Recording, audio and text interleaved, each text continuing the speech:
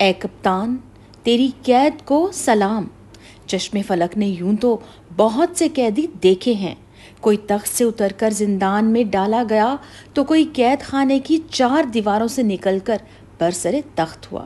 کوئی قید میں بیمار پڑا اور ڈیل کر کے سیدھا لندن فرار ہوا، تو کسی نے ضمیر کا سودا کر کے قید کو ذاتی گھر میں بدل لیا۔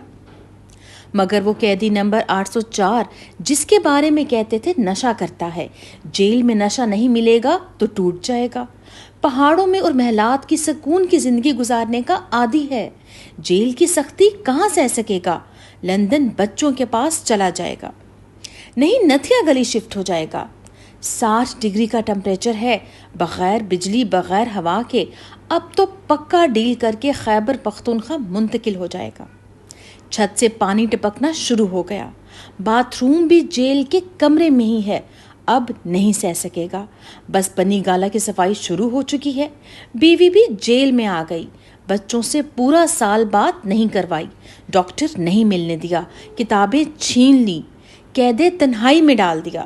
بس اب تو دنوں کی بات ہے، جھک کر بادشاہ سلامت کو سلام کرنے ہی والا ہے،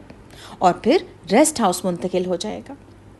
2 سال 730 دن اور ہر دن میں شاید 2 درجن ایسی ہی خبریں کہ وہ جھکنے والا ہے، ٹوٹنے والا ہے،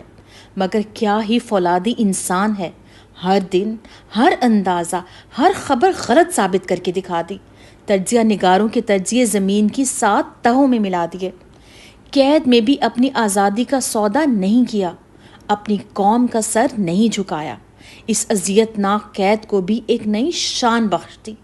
الفاظ تو کم ہیں، صرف جذبات ہی اس کی اس قربانی کو خراج عقیدت پیش کر سکتے ہیں۔ اے کپتان، اے قیدی نمبر 804 تیری قید کو سلام۔